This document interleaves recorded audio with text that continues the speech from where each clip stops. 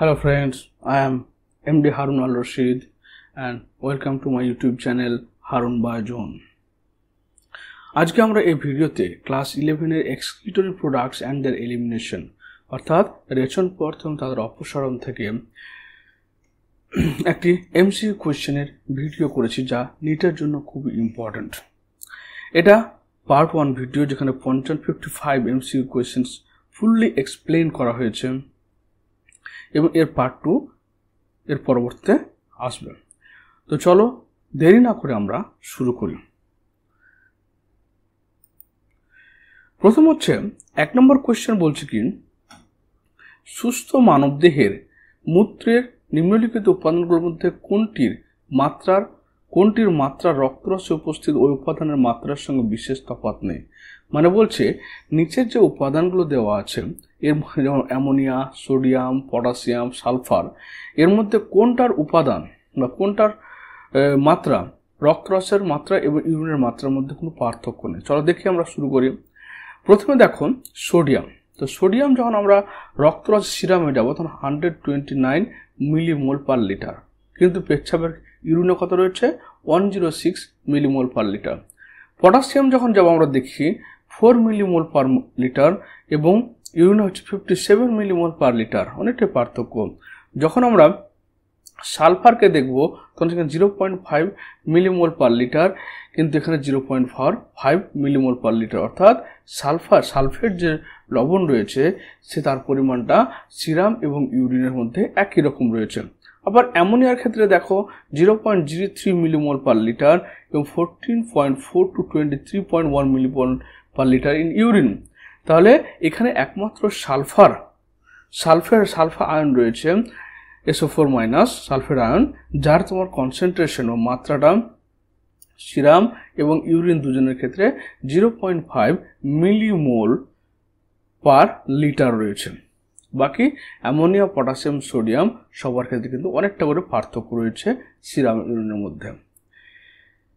2 নম্বর question বলছে nephron থেকে পরা সংবর্ত নালিকাকে অপসারণ করলে এগুলোর মধ্যে কোনটি ঘটবে?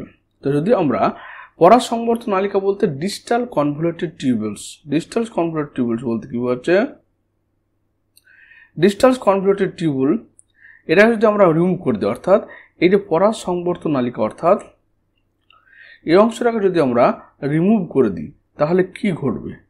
কি হবে? কিডনিতে মূত্র উৎপাদন হবে না, বেশি পরিমাণ লঘুমূত্র নির্গত হবে, বেশি পরিমাণ ঘনমূত্র নির্গত হবে, কোনো পরিবর্তন হবে না।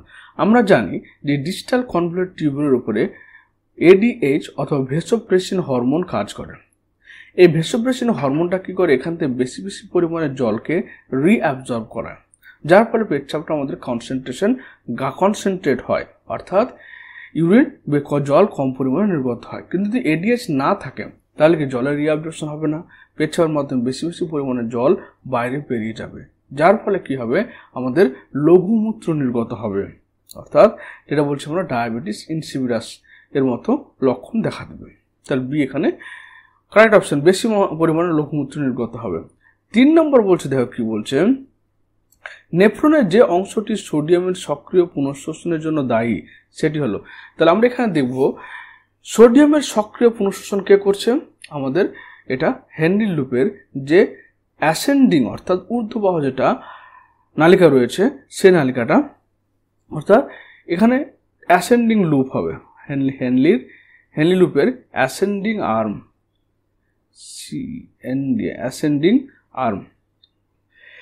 অ্যাসেন্ডিং আর্মটা কি করবে? তোমার এই আর্মটা সোডিয়াম ক্লোরাইডের মানে সক্রিয় পুনঃশোষণ করবে। কেন? কারণ এটা এখানকার যে কোষ পর্দা রয়েছে সেটা সোডিয়াম ভেদ্য, কিন্তু জল ও অন্যান্য আয়ন অভেদ্য।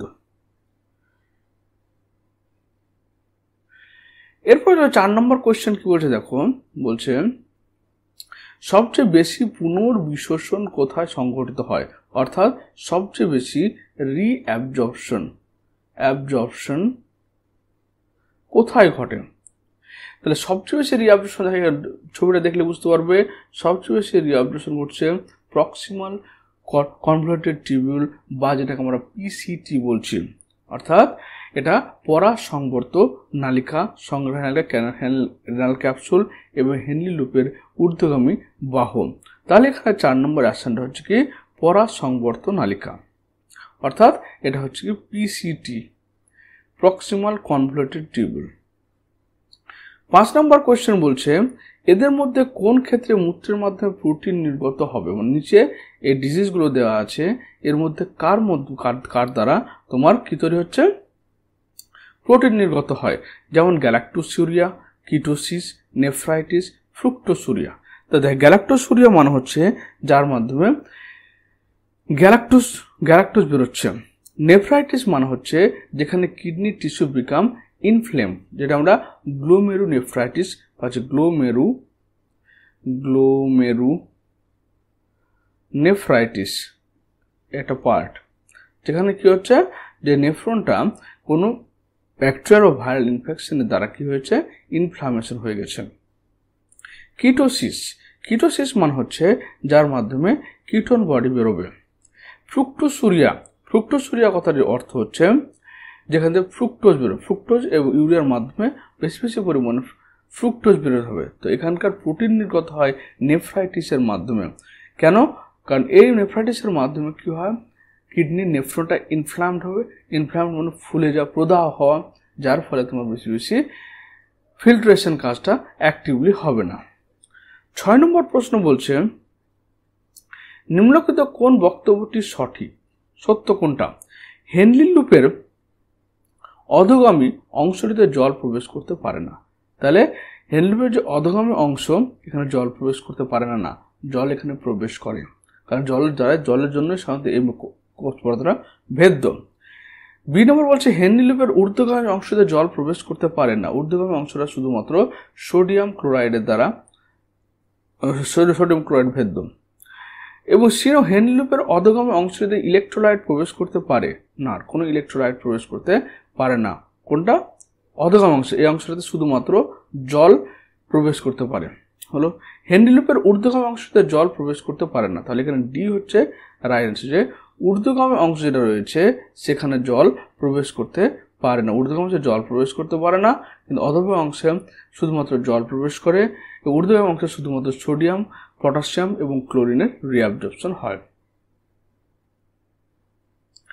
নেক্সট কোয়েশ্চেন হচ্ছে কি নিম্নলিখিত কোন পরিবহন পদ্ধতিতে প্লাজমা মেমব্রেন কোনো প্রকার বাহক অণুর প্রয়োজন হয় না? তাহলে 1 নম্বর হচ্ছে ফ্যাসিলিটেড ডিফিউশন। তো আমাদের যে কোষ পর্দা রয়েছে সে কোষ পর্দার নির্দিষ্ট বাহক প্রোটিন থাকে, এই বাহক প্রোটিনের মাধ্যমে আমাদের ফ্যাসিলিটেড ডিফিউশন হয়। সোডিয়াম পটাশিয়াম পাম্প বানাতে কি এটা হচ্ছে এটিপিএইচ অ্যাক্টিভিটি দেখায়, অর্থাৎ এর এনার্জি খরচ করে। সক্রিয় পরিবহন যেখানে এটিপি খরচ করে, আর সাধারণ ব্যবহার সিম্পল ডিফিউশনের ক্ষেত্রে অধিক ঘনত্ব থেকে কম ঘনত্বযুক্ত স্থানে যে কোনো জিনিস ছড়িয়ে পড়ে। তাহলে কোন বাহক অণুর প্রয়োজন হয় কোথায়? ডি নম্বর অ্যান্সারটা হচ্ছে রাইট, সাধারণ ব্যাপন প্রক্রিয়া। 8 নম্বর বলছে অর্নিথিন চক্রে কোন অ্যামাইনো অ্যাসিডটি গুরুত্বপূর্ণ ভূমিকা পালন করে?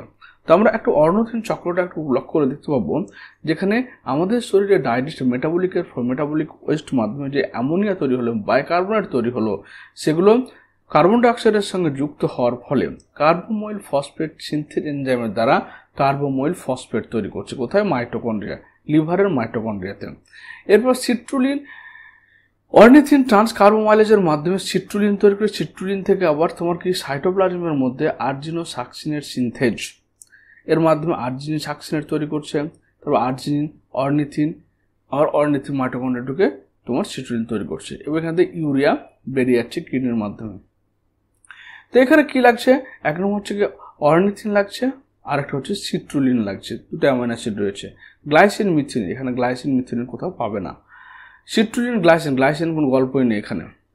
তারপর হচ্ছে আর্জিনিন মিথিওনিন, এটা ভুল বলছে, মিথিওনিন হবে। আর্জিনিন মিথিওনিনের গল্প নেই, তার এখানে আনসার হয়ে গেল কি অর্নিথিন এবং সিট্রুলিন। 9 নম্বর কোয়েশ্চেন বলছে মূত্র উৎপাদন পদ্ধতির ক্ষেত্রে সঠিক নয় এমন বাক্যটি খুঁজে বের করো। মানে নিচে 4টে বাক্য দেওয়া আছে, মূত্র উৎপাদনের ক্ষেত্রে কোনটা ঠিক নয়। গ্লোমেরুলাসের ফিল্ট্রেশন রেট 125 ml/min, এটা ঠিক আছে। অ্যালডোস্টেরন সোডিয়ামের পুনঃশোষণ বাড়ায়, না, অ্যালডোস্টেরন কি করে, সোডিয়ামের পুনঃশোষণটাকে বাড়ায়। এটা ঠিক আছে বলে বডিতে আমাদের ব্লাড প্রেশার অনেকটা মেনটেন হয়। অ্যালডোস্টেরন আমাদের কি করে, এবার অ্যালডোস্টেরনের পরিমাণ যদি আমাদের কমে যায় তাহলে আমাদের একটা ডিজিজ হয়, সেটা হচ্ছে হাইপোন্যাট্রেমিয়া। এটা এক্সট্রা ইনফরমেশন মনে রাখবে, হাইপোন্যাট্রেমিয়া। যখন আমাদের শরীরে অ্যালডোস্টেরন কমে যায়, অ্যালডোস্টেরনের লেভেলটা যখন আমাদের শরীরে কমে যায়, কারণ আমাদের শরীরে সোডিয়ামের কনসেন্ট্রেশনটা কমে যায়, যার ফলে আমাদের যে ডিজিজটা হয় তার মানে হাইপোন্যাট্রেমিয়া। কাউন্টার কারেন্ট সিস্টেম মূত্রকে ডাইলিউট করে না, কাউন্টার কারেন্ট সিস্টেমের মাধ্যমে মূত্রকে আমরা ডাইলিউট করি না, উল্টো মূত্রকে কনসেন্ট্রেট করে। কেন? কাউন্টার কারেন্ট মেকানিজম যেটা হয় তোমার হেনরি লুপের অংশে যে কাউন্টার কারেন্ট মেকানিজম হয়, সে কাউন্টার কারেন্ট মেকানিজমের মাধ্যমে বেশি পরিমাণে জল পুনঃশোষণ ঘটে, রক্তের মধ্যে ফিরে যায়, যার ফলে পেচ্ছাপটা কি হয়, কনসেন্ট্রেটেড বা গাঢ় হয়ে যায়। তো এটা ভুল অ্যান্সার, তো এটা আমাদের রাইট অ্যান্সার, মানে সঠিক বক্তব্য নয়। প্লাজমার কোলোডীয় অভিস্রবণ চাপ পরাপরিস্রবণকে প্রতিরোধ করে। এর মানে হচ্ছে কি, প্লাজমার মধ্যে যে কোলোডীয়, এখানে আমাদের যেমন গ্লোমেরুলাস রয়েছে, যে গ্লোমেরুলাসের মধ্যে কি রয়েছে, হাইড্রোস্ট্যাটিক প্রেসার রয়েছে, অর্থাৎ অ্যাফারেন্ট আর্টিরিওলটা মোটা কিন্তু ইফারেন্ট আর্টিরিওল সরু, এবং ক্যাপিলারিগুলো আরও সরু বলে মোটা পাইপ থেকে যখন সরু পাইপের দিকে জল প্রবেশ করছে তখন হাইড্রোস্ট্যাটিক প্রেসারের জন্য জিনিসগুলো কোথায়, বোম্যান ক্যাপসুলের মধ্যে চলে আসছে। কিন্তু বোম্যান ক্যাপসুলের মধ্যে যে কলোডীয় প্রেসার রয়েছে, কলোডীয় প্রেসারের জন্য কি করছে, আবার সেটা ব্যাক করে যাওয়ার চেষ্টা করছে। মানে কলোডীয় প্রেসার তোমার বোম্যান ক্যাপসুলের কি করছে, এটাকে প্রোটেক্ট করছে। আর কোলোডীয় অসমোটিক প্রেসার হচ্ছে আসলে অ্যাকচুয়ালি হচ্ছে কি, কোলোডীয় হাইড্রোস্ট্যাটিক প্রেসার এবং প্লাজমার দুটো চাপ হচ্ছে, একটা হাইড্রোস্ট্যাটিক প্রেসার কি করবে, এখানে গ্লোমেরুলাসের ফিল্ট্রেশন রেটটাকে বাড়িয়ে দিবে, জিএফআরটাকে বাড়াবে। কিন্তু কোলোডীয় osmotic pressure prevent from leaving the capillaries, কিন্তু এই ক্যাপিলারি থেকে জলটা বের করতে বাধা দিবে, বুঝতে পারলে? এটা ঠিক আছে, এখানে অ্যান্সার হয়ে গেল সি। 10 নম্বর অ্যান্সার হচ্ছে কি, মূত্রের পিএইচ হলো কত? মূত্র হচ্ছে হালকা অ্যাসিডিক এর নেচার, সুতরাং 6 হচ্ছে মূত্রের পিএইচ। কিন্তু আমাদের ব্লাডের পিএইচ কত? 7.4। 11 নম্বর কোয়েশ্চেন বলছে, নেফ্রনের মাধ্যমে অধিক পরিমাণে তরল রক্ত থেকে পরিশ্রুত হয়ে নির্গত হয়, এর মধ্যে কেবলমাত্র 1% মূত্র হিসেবে নির্গত হয়, আর বাকি 90% কোথায় যায়? রক্তে শোষিত হয়, মূত্রাশয়ে সঞ্চিত হয়, রেনাল পেলভে সংগৃহীত হয়, গহ্বরের উপর নিঃসৃত হয়। তাহলে আমাদের মোটামুটি 1200 ml করে রক্ত প্রতি মিনিটে আমাদের কিডনিতে ফিল্ট্রেশন হচ্ছে। সারাদিনে মোটামুটি 180 লিটার রক্ত আমাদের ফিল্ট্রেশন হয়, যেমন আমাদের পেট তৈরি হয় শুধুমাত্র 1.5 লিটার, যেটা টোটাল ফিল্ট্রেশনের 1% মোটামুটি কম। তো 19% কি আমাদের রক্তে শোষিত হয়, রক্তের ব্লাড ভলিউমকে মেনটেন করে। 12 নম্বর কোয়েশ্চেন বলে, গ্লোমেরুলার পরিস্রবণ ছিদ্রের সাইজ তো 30 থেকে 30 ন্যানোমিটার সাইজ, রাইট? পরিচ্ছিদ্রের মধ্যে পোডোসাইটেল আর পোডোসাইটেলের মধ্য অংশের যে ছিদ্রটা রয়েছে, এই ছিদ্রটার সাইজ হচ্ছে 25 থেকে 30 ন্যানোমিটার। নেক্সট কোশ্চেন, মূত্রের সঠিক পথ কোনটা? তা এখানে দেখো, প্রথমে কিডনির মধ্যে নেফ্রন থেকে পেলভিস থেকে ইউরেটার থেকে মূত্রথলি থেকে মূত্রনালী দিয়ে যাচ্ছে, সংগ্রাহীকা হলো ভূমি থেকে মূত্রাশয় থেকে মূত্রনালী। এটা হচ্ছে তোমার সঠিক পথ। 14 নম্বর হচ্ছে, এডিএইচ রিসেপ্টরের জেনেটিক ডিফিসিয়েন্সি দরুন হয়। তাহলে এডিএইচ এর মেন কাজটা কি? এডিএইচ আমাদের ডিজিটাল কনভলিউটেড টিউবুল বা দূরবর্তী সংনালিকার উপর কাজ করে এবং বেশি পরিমাণে জলের পুনঃশোষণের সহায়তা করে। তো যখন আমাদের এডিএইচ রিসেপ্টরের জেনেটিক ডেফিসিয়েন্সি হবে তখন আমাদের কি হবে? গ্লাইকোসুরিয়া হবে, ডায়াবেটিস মেলিটাস হবে, নেফ্রোজেনিক ডায়াবেটিস হবে এবং ডায়াবেটিস ইনসিপিডাস হবে, অর্থাৎ বহুমূত্র রোগ হবে। কারণ বহুমূত্র রোগের মান হচ্ছে কি, যে আমাদের জলটা রিঅ্যাবজর্পশন পুনঃশোষণ হবে না বলে কি হয়, বেশি পরিমাণে জল ইউরিনের মাধ্যমে বেরিয়ে যাবে। এতটা জল বেরোবে যে ক্ষেত্রে মোটামুটি সারাদিনে যেখানে নর্মাল আমাদের 1.5 লিটার পেচ্ছাপ হতো, সেখানে 24 থেকে 30 লিটার তোমার পেচ্ছাপ হবে, যার ফলে তোমার কি হচ্ছে, পলিডিপসিয়া প্রচণ্ড তৃষ্ণা পাবে, ঘন ঘন মূত্র ত্যাগ হবে। আর নেফ্রোজেনিক ডায়াবেটিস হলো যখন আমাদের কিডনি ফেলিয়ার হয়ে যায়। কিডনি নেফ্রোজেনিক ডায়াবেটিস হচ্ছে আমাদের kidney do not response properly, যখন আমার কিডনি ঠিকঠাকভাবে রেসপন্স দেয় না তখন আমাদের নেফ্রোজেনিক ডায়াবেটিস হয়। এবার যদি আমার প্রপারলি যখন কাজ করবে তখন বেশি বেশি ইউরিনেশন, বেশি বেশি তোমার পেচ্ছাপ হবে এবং পিপাসা হবে। 15 নম্বর কোয়েশ্চেন বলছে যদি মূত্রাশয় প্রাচীরের স্ট্রেচ রিসেপ্টরগুলো সম্পূর্ণরূপে বের করে দেওয়া হয় তাহলে কি হবে? তাহলে স্ট্রেচ রিসেপ্টর আমাদের কি করে? প্রথম কোয়েশ্চেন হচ্ছে আমাদের মিকচুরেশন করে, কারণ যখন আমাদের এই ইউরিনারি ব্লাডারে যে ডেট্রুসর পেশি রয়েছে, ডেট্রুসর মাসল, যখন তোমার এই ইউরিনারি ব্লাডারে তোমার কি পেচ্ছাপ ভর্তি হচ্ছে তখন ভর্তি হওয়ার পর ডেট্রুসর পেশির উপরে প্রেসার ক্রিয়েট করে। এই ডেট্রুসর পেশিতে কি থাকে? ব্যারো রিসেপ্টর বা চাপ গ্রাহক কেন্দ্রগুলো থাকে। সেই ডেট্রুসর পেশি তখন মেসেজটা কোথায় পড়ে? আমাদের ব্রেনে পাঠায়। ব্রেন থেকে আসে স্পাইনাল কর্ড থেকে তখন আমাদের কি হয়? এখানকার স্ফিংটার থাকবে, সেই স্ফিংটার খুলে যায় বলে আমাদের ইউরিনেশন হয়। তাই মূত্রাশয় সংগ্রহ হবে না, মূত্র স্বাভাবিকভাবে মূত্র সংগ্রহ থাকবে। মিকচুরেশন হতো না, আমাদের মিকচুরেশন হবে না। মিকচুরেশন মানে হচ্ছে মূত্র ত্যাগ, মানে ব্যারোস যদি ডিঅ্যাক্টিভেট হয় তাহলে আমাদের সেন্সারি অর্গান কাজ করবে না, সেন্স কাজ করবে না, নার্ভাস সিস্টেম কাজ করবে না বলে সেই স্ফিংটারটা খুলো না। 16 নম্বর কোয়েশ্চন বলছেন নিম্নলিখিত জীবটি গ্লোমেরুলার পরিস্থিতির রক্তে বেশি পরিমাণে থাকে। গ্লোমেরুলার পরিস্থিতির চেয়ে রক্ত বেশি পরিমাণে থাকে তা হল ইউরিয়া, প্লাজমা প্রোটিন, গ্লুকোজ এবং কোন জিনিসটা নর্মালি আমাদের রক্তের মধ্যে বেশি পরিমাণে থাকে? পেছাবে না, হচ্ছে প্লাজমা প্রোটিন। প্লাজমা বলতে অ্যালবুমিন, গ্লোবিউলিন সব জিনিসগুলো ইউরিনের তুলনায় ব্লাড মধ্যে থাকে, অসমোটিক প্রেসার মেনটেন করে। নেক্সট কোয়েশ্চেন, একজন ব্যক্তি বারে বারে প্রস্রাব করে, জলের তৃষ্ণা অনুভূত হয় কিন্তু মূত্রে গ্লুকোজ দেখা যায় না। এর হওয়ার কারণ হচ্ছে তার অ্যাডেনাল গ্রন্থির পিউটারির স্বল্প ক্ষরণ হচ্ছে, অর্থাৎ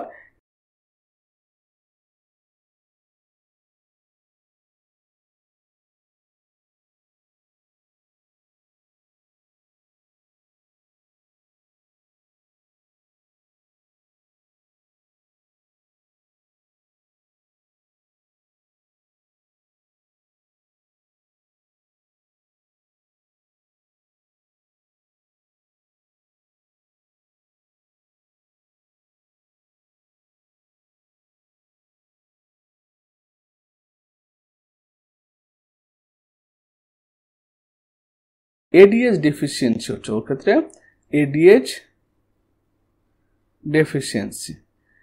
এডিএইচ ডেফিসিয়েন্সি বা ভেসোপ্রেসিন ডেফিসিয়েন্সি হওয়ার জন্য কি হচ্ছে? ওর পেচ্ছাপ প্রচুর হচ্ছে কিন্তু গ্লুকোজ পেচ্ছাপ থাকছে না, কারণ ডায়াবেটিস মেলিটাসে কি গ্লুকোজ থাকবে ইউরিনের মধ্যে, কিন্তু আমাদের নর্মাল যে ডায়াবেটিস ইনসিপিডাস তার ক্ষেত্রে গ্লুকোজের উপস্থিতি থাকবে না কিন্তু প্রচুর পেচ্ছাপ ইউরিনেশন হবে। 18 নম্বর হচ্ছে যে রক্তপথে রক্ত বোম্যান ক্যাপসুলের মধ্যে যায় সেটি হলো, এটা একটা আমাদের বোম্যান ক্যাপসুল। এই ক্যাপসুলের মধ্যে রক্ত কার মধ্যে যাচ্ছে? একটা অ্যাফারেন্ট আর্টিওল এর মাধ্যমে যায়।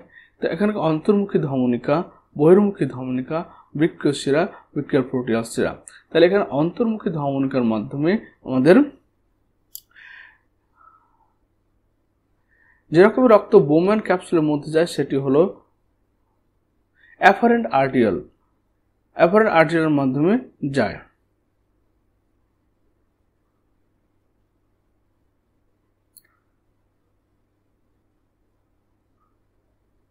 অন্তর্মুখী ধমনিকা এর মাধ্যমে যায়।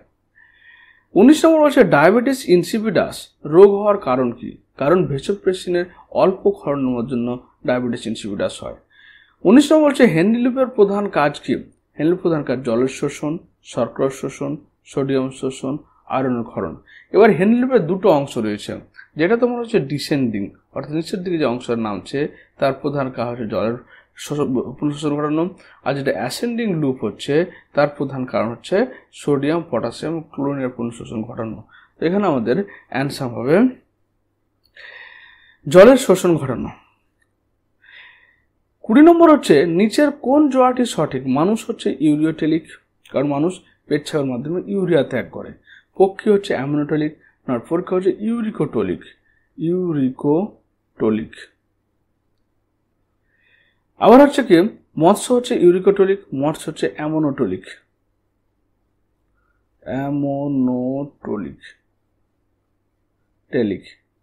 ব্যাং হচ্ছে কি অ্যামোনোটেলিক। তাহলে এখানে সঠিক হচ্ছে কি মানুষ হচ্ছে ইউরিওটোলিক। 21 নম্বর বলছে সোডিয়ামের সক্রিয় পুনঃশোষণ নেফ্রনের যে অংশে ঘটে সেটি হলো হেডলিপের ঊর্ধ্বগামী বাহু দিয়ে, বোম্যান ক্যাপসুল দিয়ে, নিকটবর্তী সংগ্রহ নালিকা দিয়ে। এখানে ছবি দেখতে পাবে, ঊর্ধ্বমুখী নালিকা দিয়ে সক্রিয় পুনঃশোষণ ঘটে, অর্থাৎ হেডলিপের ঊর্ধ্বগামী বাহু দিয়ে সোডিয়ামের সক্রিয় পুনঃশোষণ ঘটে। নেক্সট কোয়েশ্চেন হচ্ছে ইউরিয়া তৈরির ক্ষেত্রে 22 নম্বর কোয়েশ্চেন বলছে ইউরিয়া তৈরির ক্ষেত্রে অ্যামোনিয়ার সঙ্গে আর কোনগুলো দরকার হয়? তাহলে ইউরিয়া তৈরির জন্য অ্যামোনিয়ার সঙ্গে, অ্যামোনিয়াতে এখানে আমার অ্যামোনিয়া রইল, বাইকার্বনেট দরকার পড়ছে, তারপর দরকার পড়ছে কি এখানে আমাদের জলের দরকার পড়ছে, এরপর অ্যাসপার্টেটের দরকার পড়ছে, আর্জিন দরকার পড়ছে। এখানে হচ্ছে কি তোমার আর্জিনেজ CO2 এবং জলের দরকার পড়ছে, CO2 এবং জল। 23 নম্বর কোয়েশ্চেন বলছে নিম্নলিখিত কোনটি একটি আনুষঙ্গিক রেচের অঙ্গের পাশাপাশি অংশ? তাহলে 23 নম্বর হচ্ছে কি যকৃৎ, কারণ যকৃৎ থাকে অর্নিথিন সাইকেল এবং ইউরিয়া তৈরি হয়।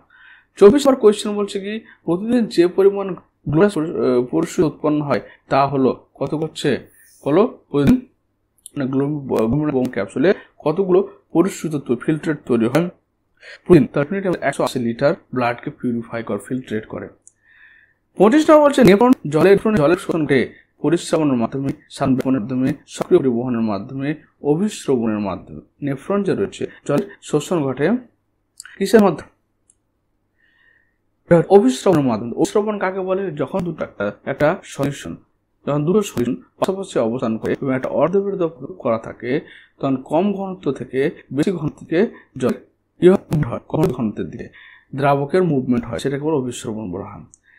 26 নম্বর হচ্ছে নিম্নলিখিত কোনটি নেফ্রনে প্রবেশ করে না? নেফ্রনে প্রবেশ করে না প্লাজমা প্রোটিন, গ্লুকোজ, ইউরিয়া এবং জল। তাহলে এক্ষেত্রে কি হচ্ছে প্লাজমা প্রোটিন, এটা তোমার রক্তের অসময় চাপকে মেনটেন করে। এই প্রোটিনটা কোথায় প্রবেশ করে না? কোথায়? নেফ্রনে। 27 নম্বর প্রতি নেফ্রন রক্ত প্রস্তুত হয় সেটা কত? আমাদের কত ml রক্ত প্রস্তুত হয়? মোটামুটি 1200 ml রক্ত তোমার কি হয় প্রস্তুত হয়।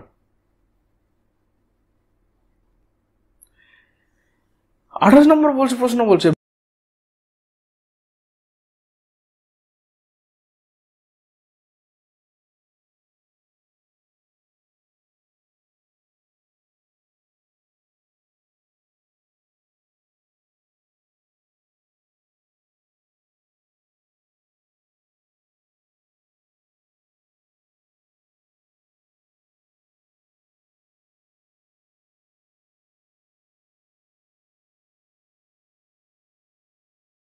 বিপাকজাত পদার্থের মধ্যে সবচেয়ে ক্ষতিকর দূষিত পদার্থ হলো কি? সবচেয়ে ক্ষতিকর, মনে রাখবে, সবচেয়ে ক্ষতিকর হচ্ছে মোস্ট টক্সিক এলিমেন্ট হচ্ছে তোমার অ্যামোনিয়া হলো, আর ইউরিক অ্যাসিড হচ্ছে লিস্ট টক্সিক। বলছে বিপাকজাত পদার্থের মধ্যে সবচেয়ে ক্ষতিকর দূষিত পদার্থ হলো, এখানে জল রয়েছে, ইউরিক অ্যাসিড রয়েছে, কার্বন ডাইঅক্সাইড রয়েছে। এখানকার অ্যান্সার হবে কার্বন ডাইঅক্সাইড। কিভাবে কার্বন ডাইঅক্সাইড? কার্বন ডাইঅক্সাইড কি করে? কোষকে ড্যামেজ করে। যদি ব্লাডের পিএইচ লেভেলটা কার্বন ডাইঅক্সাইড পরিমাণ বেড়ে যায়, ব্লাডের পিএইচ লেভেলটা বেড়ে যায়। ব্লাডের পিএইচ লেভেল বেড়ে গেলে ব্লাড অ্যাসিডিক হয়ে যায়। অ্যাসিডিক হয়ে গেলে তোমার কি হবে? অ্যাসিডিক হলে সেল ড্যামেজ হবে। তারপর হচ্ছে কি নিম্নলিখিতের মধ্যে কোনটি কিটোন বডি নয়? তাহলে কিটোন বডি হচ্ছে কি hydroxybutyric acid, succinic acid, acetone, acetic acid. Main ketone বডির প্রধান উপাদান হচ্ছে অ্যাসিটোন এবং অ্যাসিটিক অ্যাসিড। তবে এখানে সাকসিনিক অ্যাসিডটা তোমার এর কোনো পার্ট নয়। তাহলে এখানে সাকসিনিক অ্যাসিড। 30 নম্বর কোয়েশ্চেন বলছেন, একজন ব্যক্তি যখন তার খাদ্যে অধিক পরিমাণে প্রোটিন গ্রহণ করে তখন সে বেশি পরিমাণে কি রেচিত করে? সুগার, ইউরিক অ্যাসিড, লবণ জল এবং ইউরিয়া। সে সবচেয়ে বেশি পরিমাণে করে ইউরিয়া, কারণ সেই প্রোটিনটা ডাইজেস্ট হওয়ার ফলে CONH2 অর্থাৎ ইউরিয়া তৈরি হয়। 31 নম্বর কোয়েশ্চেন বলছে, অর্নিথিন চক্রে দেহ থেকে কোন দূষিত পদার্থটি নির্গত হয়? তো ডেফিনেটলি কি হয়? ইউরিয়া নির্গত হয়। তাহলে কি দেখো, এখান থেকে তোমার CO2 অ্যাবজর্ব হলো এবং ইউরিয়া বেরিয়ে গেল। তাই ইউরিয়া বেরোয় এবং অ্যামোনিয়া এবং ইউরিয়া, হ্যাঁ, তাহলে আমাদের বডির অ্যামোনিয়া বেরোচ্ছে এবং ইউরিয়া বেরিয়ে যাচ্ছে। আমাদের বডির CO2 বেরোচ্ছে। CO2 কোথায়? CO2 কাজে লাগছে। তাহলে এখানে আলটিমেট কি হয়? CO2, অ্যামোনিয়া এবং ইউরিয়া তিনটে জিনিস আমাদের শরীর থেকে নির্গত হয়। তো CO2 এবং অ্যামোনিয়া বেরিয়ে যাচ্ছে। ম্যালপিজিয়াম বডি রেনাল ক্যাপসুল তৈরি হয়, এই যে আমাদের রেনাল ক্যাপসুল বা বোম্যান ক্যাপসুল যেটাকে বলছে, যা দিয়ে তৈরি হয় গ্লোমেরুলাস। এখানে কি থাকে? গ্লোমেরুলাস থাকে, বোম্যান ক্যাপসুল থাকে এবং ইফারেন্ট ভেসিকল থাকে, দুটোই থাকে। সুতরাং হচ্ছে ইফারেন্ট, অ্যাফারেন্ট, গ্লোমেরুলাস, বোম্যান ক্যাপসুল দিয়ে আমাদের রেনাল ক্যাপসুল বা ম্যালপিজিয়াম বডি তৈরি হয়। তাহলে এই হচ্ছে আনসার। এতে অতিরিক্ত ইউরিক উৎপাদনের ফলে আমাদের কি হয়? গেট বার হয়। এটা আমাদের হাড়ের মধ্যে যে আর্থ্রাইটিস হচ্ছে একটা মানে অটো ইমিউন ডিজিজ, যেটা তোমার হচ্ছে কি হাড়ের মধ্যে দিয়ে এই ডিজিজটা হয় তখন অস্টিওআর্থ্রাইটিস বলে। তোমার জয়েন্ট মধ্যে ইনফ্লামেশন হয় তখন সেটাকে হচ্ছে রিউমেটয়েড আর্থ্রাইটিস। এবং অস্টিওপোরোসিস হচ্ছে যখন আমাদের বয়স হয়ে যায়, অর্থাৎ হাড়ের মিনারেলসের পরিমাণটা কমে যায়, ক্যালসিয়াম এবং ফসফেটের পরিমাণটা, তখন কি হয়? আমাদের হাড় ছিদ্র হয়ে যায়, হাড় উইক হয়ে দুর্বল হয়ে যায়, অস্টিওপোরোসিস বলা হয়। আর অস্টিওআর্থ্রাইটিস হচ্ছে আমাদের হাড়ের মধ্যে যদি ইনফ্লামেশন হয় তখন সেটাকে অস্টিওআর্থ্রাইটিস বলছি। নেক্সট 34 নম্বর কোয়েশ্চেন হলো, বৃক্ক হলো, তাহলে বৃক্ক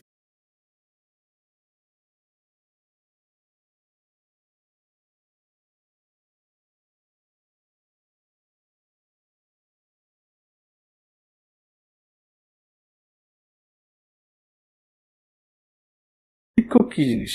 বৃক্ক হলো আমাদের বিশেষ করে স্তন্যপায়ী শ্রেণীর প্রাণীদের কি রয়েছে অঙ্গ। বৃক্ক কি? 34 নম্বর কোয়েশ্চেন। কেবল স্তন্যপায়ী বা উভচর প্রাণীদের রেচনাঙ্গ, সমস্ত মেরুদণ্ডীদের রেচনাঙ্গ, কেবলমাত্র স্তন্যপায়ী, সরস্বতীদের রেচনাঙ্গ, উভচরদের রেচনাঙ্গ এবং হচ্ছে কেবলমাত্র স্তন্যপায়ীদের রেচনাঙ্গ। বৃক্ক হলো সমস্ত মেরুদণ্ডী প্রাণীদের রেচনাঙ্গ। তাহলে অমেরুদণ্ডী প্রাণীদের রেচনাঙ্গগুলো কি কি দেখো?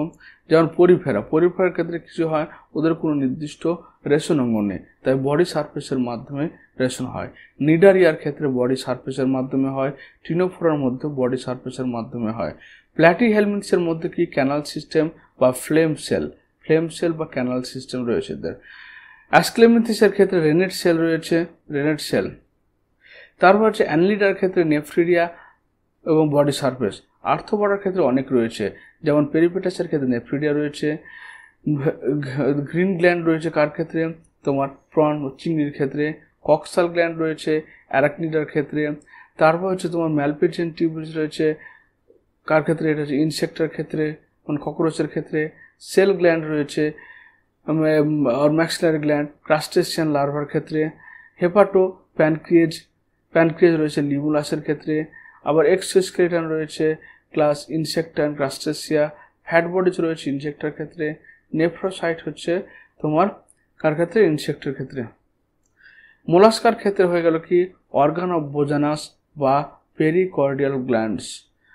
ইকানোডার্মাটার ক্ষেত্রে কি হচ্ছে? কোনো স্পেশাল এক্সক্রিটরি অর্গান নেই, তবে তার ক্ষেত্রে কি হচ্ছে? ওয়াটার ভাস্কুলার সিস্টেম রয়েছে। কোয়াডাটার ক্ষেত্রে এ হলো কিডনি। তাহলে সমস্ত কোয়াডাটার ক্ষেত্রে আমাদের রেচনাঙ্গ হচ্ছে কিডনি। 35 নম্বর কোয়েশ্চেন বলছে, গ্লোমেরুলার হাইড্রোস্ট্যাটিক প্রেসারের উপস্থিতি থাকে। তাহলে গ্লোমেরুলার হাইড্রোস্ট্যাটিক প্রেসার হচ্ছে কি যে আমাদের এই যে গ্লোমেরুলাস রয়েছে, এই গ্লোমেরুলাসের মধ্যে যখন অ্যাফারেন্ট আর্টারিয়াল দিয়ে ব্লাডটা প্রবেশ করছে এবং ইফারেন্ট দিয়ে বেরিয়ে যাচ্ছে, তখন কি হচ্ছে? ইফারেন্ট দিয়ে প্রবেশ করছে, অ্যাফারেন্ট দিয়ে বেরোচ্ছে। তখন এখানে যে ক্যাপিলারি রয়েছে, ক্যাপিলারির মধ্যে মানে এটা যেহেতু থিক, ইফারেন্ট আর্টারি ওটাকে থিক, আর ক্যাপিলারিগুলো অনেক থিন, তাই এখানে একটা থিক থেকে থিনের মধ্যে যখন ফ্লুইড প্রবেশ করছে অ্যান্ড হাইড্রোস্ট্যাটিক প্রেসার তৈরি করছে, বিপি যেটাকে বলছি আমরা, সেটা 60 মিলিমিটার মার্কারি পার মার্কার তৈরি হচ্ছে, যে ফোর্সের মাধ্যমে সমস্ত সলিউডগুলো কোথায় বেরিয়ে আসছে, গ্লোমেরুলাসের মধ্যে বেরিয়ে আসছে।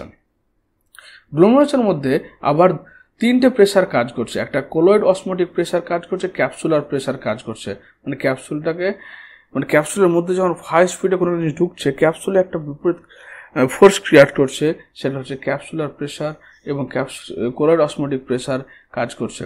এখানে ক্যাপিলারি ব্লাড প্রেসার, অর্থাৎ যে ব্লাডটা যে প্রেসার ক্রিয়েট করছে এবং ক্যাপসুলার, সেটা হচ্ছে 60 millimetre mercury out. Colloid osmotic pressure, এটা ধর ম্যালপিজিয়াম কর্পাসের মধ্যে যে কলয়েড আছে তার অসমোটিক প্রেসার -32 মিলিমিটার মার্কারি, এবং ক্যাপসুলার প্রেসার হচ্ছে -18 মিলিমিটার মার্কারি। তাহলে এখানে 10 মিলিমিটার মার্কারি শক্তি বেশি, 10 মিলিমিটার মার্কারি শক্তির মাধ্যমে থেকে বোম্যান ক্যাপসুলের মধ্যে ফিল্ট্রেট হচ্ছে। সেটাই বলছে, গ্লোমেরুলার হাইড্রোস্ট্যাটিক প্রেসার উপস্থিত থাকে বোম্যান ক্যাপসুলে, বৃক্কের নালীতে, গ্লোমেরুলাসের ইউরিনারি টিউবুল, ম্যালপিজিয়াম টিউবুলের মধ্যে, সেটা হচ্ছে তোমার বোম্যান ক্যাপসুলের মধ্যে। 36 নম্বর হচ্ছে মার্সেলো ম্যালপিজি, যার নামে ম্যালপিজিয়াম টিউবুল নামকরণ করে। তিনি কোথায় জন্মগ্রহণ করেছিলেন, সেটা জন্মগ্রহণ করেছিলেন কোথায়, ইটালিতে। চ্যাপ্টার ক্রিমিনেশন অঙ্গের নাম কি, তাই এখানে চ্যাপ্টার ক্রিম মানে প্ল্যাটিহেলস, প্ল্যাটিহেলসের ক্ষেত্রে দেখো এখানে ফ্লেম সেল অ্যানাল সিস্টেম রয়েছে, এদের ক্ষেত্রে ফ্লেম রেশন অঙ্গ। তো রিনেট সেল কাদের ক্ষেত্রে রয়েছে, রিনেট সেল আমার অ্যাসক্লেমিন্থিসের ক্ষেত্রে, আর নেফ্রিডিয়া কাদের ক্ষেত্রে হচ্ছে তোমার প্রোটোনেফ্রিডিয়া, নেফ্রিডিয়াটা হয়ে গেল তোমার আথোর ক্ষেত্রে রয়েছে ফ্রিডিয়া রেশন অংশ কাজ করে, সরি ক্ষেত্রে নেফ্রেশন করে। ম্যালপিজিয়াম ইনসেক্টের ক্ষেত্রে নিম্নলিখিত যে বাহটি 38 নম্বর নিম্নলিখিত যে বাহটি ন্যূনতম নাইট্রোজেন দূষিত পদার্থ বহন করে, সেটি সবচেয়ে কম পরিমাণ দূষিত পদার্থকে বৃক্কীয় ধমনী, বৃক্কীয় শিরা, যকৃতের শিরা, ফুসফুসের শিরা, সবচেয়ে কম পরিমাণে তোমার বহন করা হচ্ছে বৃক্কীয় শিরা। বৃক্কীয় শিরার মাধ্যমে কি হয়, তোমার ব্লাডগুলো পিউরিফাই হয়ে নর্মাল রক্তে ফিরে যায়, তাই বৃক্কীয় শিরা সবচেয়ে কম পরিমাণে দূষিত রক্ত বহন করে। 39 নম্বর কোয়েশ্চেন বলছেন যে বহুমূত্র ডায়াবেটিস ইনসিপিটাস কি হয়, তোমার তরল স্বাদহীন হয়। কি হয়, বহুমূত্র থেকে এডিএইচ কাজ করে না বলে বেশি 24 থেকে 30 লিটার পেচ্ছাপ হচ্ছে, পেচ্ছাপগুলো কি হবে, কনসেন্ট্রেট হবে না, ডাইলিউট হবে এবং স্বাদবিহীন হবে, কারণ বেশি বেশি জল তো বেরিয়ে যাবে।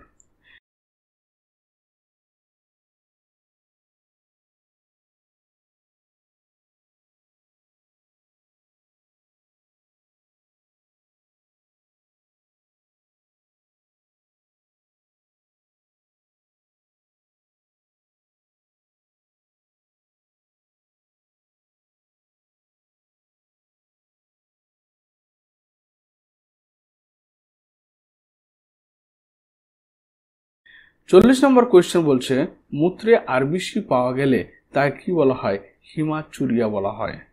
রক্তে বেড়ে গেলে রক্ত বেড়ে পিছনের মাধ্যমে তাকে হিমাচুরিয়া বলে। কিটোনিয়া মানে কিটন বডি বেড়ে গেলে। অ্যানুরিয়া মানে হচ্ছে যখন কিডনি ফেলিয়ার, রেনাল ফেলিয়ার, অর্থাৎ কিডনির যখন ইউরিন উৎপন্ন করার ক্ষমতা থাকে না, তখন সেটাকে আমরা বলছি অ্যানুরিয়া। গ্লাইকোসুরিয়া মানে হচ্ছে কি, এখানে যে রিডিউসিং সুগার, গ্লুকোজ, ফ্রুক্টোজ ইত্যাদি যখন বেশি বেশি বেরিয়ে যাচ্ছে পেচ্ছাপের সঙ্গে, তখন গ্লাইকোসুরিয়া বলা হয়। 41 নম্বর কোয়েশ্চেন বলছে, একজন ব্যক্তির খাদ্য তালিকায় প্রচুর পরিমাণে প্রোটিন থাকলে সে কোন উপাদানটি বেশি করে মূত্র নির্গত করবে, সেটা হচ্ছে সে ইউরিয়া বেশি বেশি পরিমাণে বের করবে। বৃক্কে পাথর তৈরি হওয়ার কারণ কি, তার প্রোটিন অধঃক্ষেপণ, ফ্যাটের অবরুদ্ধ অবস্থা, বালির কণা অধঃক্ষেপণ, অক্সালেটের ক্যালাসন। বৃক্কে পাথর তৈরি হওয়ার প্রধান কারণ হচ্ছে যে অক্সালেটের ক্যালাস, ক্যালসিয়াম অক্সালেট হতে পারে, ক্যালসিয়াম ফসফেট হতে পারে ইত্যাদি। অক্সালেটের ক্যালাস এটাই তৈরি করে তোমার কিডনি স্টোন, মানে এখানে লবণের যে ক্যালাস তৈরি হয় সেটা হচ্ছে অক্সালেট ক্যালাস। 42 নম্বর কোয়েশ্চেন বলছে, নিচের কোনটির মধ্যে বিলিরুবিন, বিলিভার্ডিন রেচিত হয়। বিলিরুবিন, বিলিভার্ডিন কোথায়, এটা এক ধরনের তোমার রেশন পদার্থ যা তোমার হচ্ছে এর মাধ্যমে, অর্থাৎ ব্লাড ভাঙার মাধ্যমে তৈরি হয়, সেটা মূত্রের মাধ্যমে নির্গত হয়। 43 নম্বর বলছে গ্লাইকোজ কোনটি ভুল?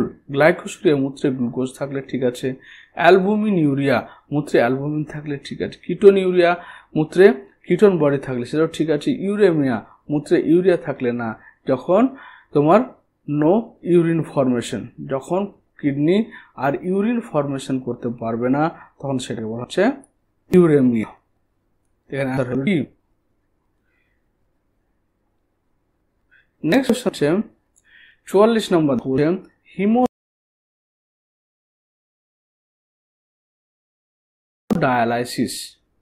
হিমোডায়ালাইসিস প্রক্রিয়াটিকে আরো বলা হয় কৃত্রিম বৃক্ক। 45 নম্বর কোয়েশ্চেন হচ্ছে মূত্রথলির মূত্র ধারণ ক্ষমতা কত? মূত্রথলির মূত্র ধারণ ক্ষমতা হচ্ছে 750 ml থেকে 1000 ml। একজন 46 নম্বর কোয়েশ্চেন বলছে একজন সুস্থ ব্যক্তির মূত্রে নিচের কোনটি থাকে না? ইউরিক অ্যাসিড থাকে না, গ্লুকোজ থাকে না, ক্রিয়েটিনিন থাকে না, ইউরিয়া থাকে না। তাহলে একজন সুস্থ ব্যক্তির মূত্রে তোমার থাকে না কি? গ্লুকোজ। কারণ যখন লোকটা ডায়াবেটিস মেলিটাস হবে, মধুমেহ রোগ হবে, তখন তার রক্তে গ্লুকোজ থাকবে। আর ইউরিক অ্যাসিড যখন ইউরিক অ্যাসিড নর্মালি কাদের ক্ষেত্রে বেরোয়? ডেজার্ট অ্যানিমাল তাদের ক্ষেত্রে। 47 নম্বর বলছে নিচের কোনটি অর্নিথিন চক্রের উপাদান? আর অর্নিথিন চক্রে আমরা কি অর্নিথিন পেলাম, সিট্রুলিন পেলাম, কিন্তু অ্যালুমিন পাইনি। অর্নিথিন, সিট্রুলিন এবং আর্জিনিন এই তিনটে পেয়েছি আমরা। সেটা এখানে দেখুন, অর্নিথিন পেয়েছি, সিট্রুলিন পেয়েছি, অর্নিথিন পেয়েছি এবং আর্জিনিন পেয়েছি, তিনটে জিনিস পেয়েছি। 48 নম্বরে পোডোসাইট কোষ দেখা যায়। এই যে এখানে দেখো, এটা বোম্যান ক্যাপসুল। বোম্যান ক্যাপসুলের মধ্যে এই যে পর্দাটা রয়েছে, পর্দাটা যদি আমরা দেখি আরো বড় করে, তাহলে এগুলো হচ্ছে হলুদগুলো হচ্ছে পোডোসাইট কোষ, আর মধ্যখানে হচ্ছে তোমার ছিদ্র। তারপর হচ্ছে কি, তাহলে এখানে পোডোসাইট কোষ দেখা যায় বোম্যান ক্যাপসুল অন্তঃপ্রাচীর, বোম্যান ক্যাপসুলের বহিঃপ্রাচীর, জালতে। তাহলে এখানে হচ্ছে কি বোম্যান ক্যাপসুলের অন্তঃপ্রাচীর হচ্ছে। 9 নম্বরে মূত্র ত্যাগ হলো এক ধরনের প্রতিবর্ত ক্রিয়া। যখন তোমার এই যে ডেট্রোসার পেশিতে রিসেপ্টর রয়েছে, যখন এটা 750 ml ওয়াটার ইউরিন জমা হলো, এটা বাইরের প্রেসার ক্রিয়েট করবে, বাইরের সাথে প্রেসার অ্যাক্টিভ করবে, ঠিক করবেটা আমাদের পান কর্টে যাবে এবং পান সেরেব্রাল কর্টেক্স থেকে তোমার মেসেজ আসবে, স্যার আমাদের ইউরিথ্রা রিসেপ্টরটা দিবে, তখন আমাদের ইউরিনেশন হবে। এটা প্রতিবর্ত ক্রিয়া। নেক্সট কোশ্চেন হচ্ছে গ্লোমেরুলাসের পরিশ্রুত প্রণত থাকে না, কি থাকে না? আমাদের প্রোটিন থাকে না, অ্যালবুমিন, গ্লোবিউলিন, প্রোটিন থাকে না। কারণ প্রতিদিন কত পরিমাণ গ্লাস উৎপন্ন হতে পারে? কত? 170 থেকে 180 গ্রাম। যেখান থেকে রক্ত পরিশোধিত হবে, রক্ত তৈরি হয়। প্রতিটি দুটি বুকের মধ্যে কতটা পরিমাণ রক্ত প্রবাহিত হয়? প্রতিটি মিনিটে মোটামুটি 1200 মিলি রক্ত প্রবাহিত হয়। এরপর বলছে যখন করে পুনঃশোষণ ঘটে সংগ্রহ নালিকায়, দূরবর্তী সংগ্রহ নালিকায়, নিকটবর্তী সংগ্রহ নালিকায় লিপে, আমরা এখানে দেখতে পাবো সবচেয়ে কোথায়? নিকটবর্তী সংগ্রহ নালিকায়। 9 নম্বর বলছে নিচের প্রধান কোনটির মূত্রের রং হলুদ হয়? তাহলে আমরা দেখবো ইউরোক্রোম। ইউরোক্রোম থাকার মূত্রের রং হলুদ হয়। বিলিরুবিন কখন হয়? যখন আমাদের জন্ডিস হয়, অর্থাৎ রক্ত যখন ভেঙে যায় তখন আমাদের বিলিরুবিন যায়। 4 নম্বর কোশ্চেন হচ্ছে নেফ্রন গৃহীত জলে সর্বাধিক শোষণ ঘটে? তাহলে দেখতে পাচ্ছ ডিসেন্ডিং আর্টারিজ বা ডিসেন্ডিং লুপ। নিকটবর্তী সংবর্ধ নালিকা গ্লোমেরুলাস, হেনরি লুপ দূরবর্তী হ্যান্ডলুপ। গৃহীত জলে সর্বাধিক সবচেয়ে পুনঃশোষণ অবশ্যই হবে কি? এটা নিকটবর্তী সংগ্রহ নালিকায়। কারণ আমাদের মোটামুটি জলের 70 থেকে 80% ওয়াটার রিঅ্যাবজর্পশন ঘটে কোথায়? এই পিসিডেন। এখানে রিঅ্যাবজর্পশন হবার যা বাকি থাকলো সেটা কিছু অংশ আমাদের পুনঃশোষণ হয়, কিন্তু সবচেয়ে বেশি কোনো হয় পিসিড রকম টিউবুলে। এখানে 55টা কোয়েশ্চেন আলোচনা করা হলো। এর নেক্সট পার্টে আরো 55টা কোয়েশ্চেন আমি আলোচনা করব। এই কোয়েশ্চেনগুলোর মাধ্যমে আশা করি তোমাদের এই চ্যাপ্টারের নিটের সমস্ত ডাউট বা যত রকম কোয়েশ্চেন হয় সবগুলো সলভ যাবে। এবং এই কোয়েশ্চেনগুলো নিট ছাড়াও যত রকমের কম্পিটিটিভ এক্সাম রয়েছে পরীক্ষা, যেখান থেকে হিউম্যান ফিজিওলজির কোয়েশ্চেনগুলো আসে, সেখানে অবশ্যই এই এমসিগুলো তোমাদের কাজে দিবে। তো ভিডিওটি দেখার জন্য তোমাদের অসংখ্য ধন্যবাদ। Thank you.